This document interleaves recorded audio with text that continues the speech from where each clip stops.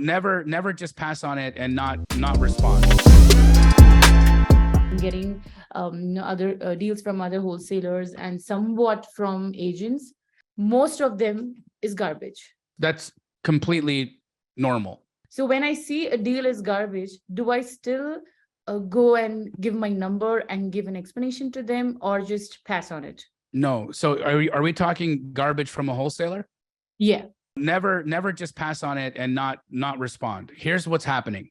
50% of the wholesalers that send you deals have no idea where they should be pricing their deals.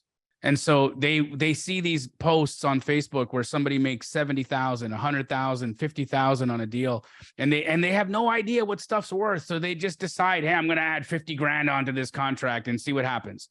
And so your job is to call the wholesaler and just have an honest conversation with them and say, hey, look, you sent me this house, you're asking 250 grand for it. It's worth, ARV is 250,000. I'm wondering where you how did you come with your numbers here? What did you see here? Am I missing something? And always ask this part, am I missing something? Because you want to be humble. You don't want to just come in guns blazing and make someone feel bad. You want to be aware that you might have missed something, but you also want to give them the benefit of the doubt, and you want to give them the opportunity to just respond to a kind inquiry.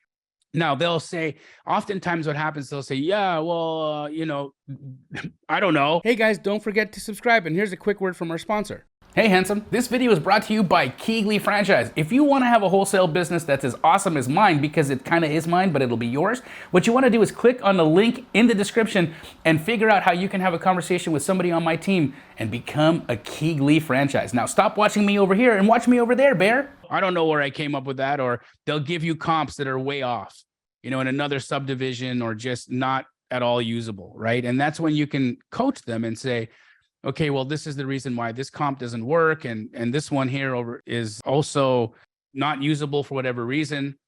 So let me ask you, what's your cost basis on this? What's your contract price? Because the price that you're selling this at right now, it's not going to sell. How much have you got this marked up?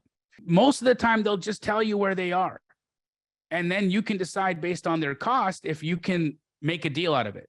Here's the other thing I would do. I would track that property. Because if they've locked it up too high, or if they're unwilling to tell you, or if they're unwilling to listen to you, and they don't want to let you know where they're at, it's not going to sell. I know it's not going to sell. So what I do is I diarize in my follow-up process to look at that property in 30 days. And then in 30 days, I skip trace the seller and I call the homeowner directly. So it's like a free list, because these people want to sell. They've already contracted with somebody else. Thanks for watching another one of my YouTube videos. Now it's your turn to go out and take some action. But before you do, like and subscribe to my channel, because the law of reciprocity means you owe me, bitch.